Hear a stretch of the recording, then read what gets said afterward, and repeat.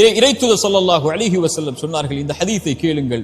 ஒரு மனிதன் இரவில் பாவம் செய்வான், காலையில் வந்து மனிதர்களுக்கு மத்தியில் நான் இதை செய்தேன் என்று சொல்லுவான்.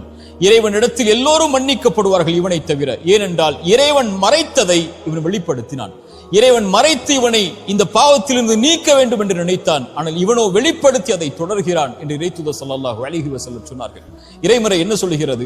ஒரு மனிதன் பாவம் செய்கிறான், அந்த பாவத்திலிருந்து மீள்கிறான், ஈமான் கொண்டு இறை நம்பிக்கை கொண்டு நல்ல அமல்களை செய்தென்றால் அவன் செய்த பாவங்கள் அனைத்தையும் அவன் பாவ மன்னிப்பை தேடியதற்கு பிறகு நன்மைகளாக அவனுடைய புத்தகத்தில் மாற்றுகிறான் இறைவன். ஏன்? அந்த பாவத்தின் வாட்டத்தில் அவன் இருந்துவிடக் கூடாது என்பதற்காக. சுப்ஹானல்லாஹ். இப்படிப்பட்ட இறைமறையையும் இறை தூதருடைய வழிமுறைகளையும் பெற்றிருக்கக்கூடிய நாம் ஏன் நம்முடைய கடந்த காலத்தில் நடந்ததை நினைத்து வருந்தி கொண்டிருக்கிறோம்? லா தக்னது மின் ரஹ்மத்தில்லாஹ். இறைவனுடைய அருளில் ஒருபோதும் நம்பிக்கை இழக்காதீர்கள். உங்கள் வாழ்வில் எது இல்லாமல் இருந்தாலும் இறைவன் கொடுப்பான் என்ற நம்பிக்கையில் முன்னேறுங்கள். வாழ்வில் எதை இழந்திருந்தாலும் இழந்ததை விட இறைவன் சிறந்ததை உங்களுக்கு தருவான் என்ற இறைவனுடைய நம்பிக்கையோடு முன்னேறுங்கள். பாவம் செய்வதை விட பெரிய பாவம் இறைவனுடைய அருளில் நம்பிக்கை இழப்பது. லா தக்னது மின் ரஹ்மத்தில்லாஹ். இறைவனுடைய அருளில் ஒருபோதும் நம்பிக்கை இழந்து விடாதீர்கள்.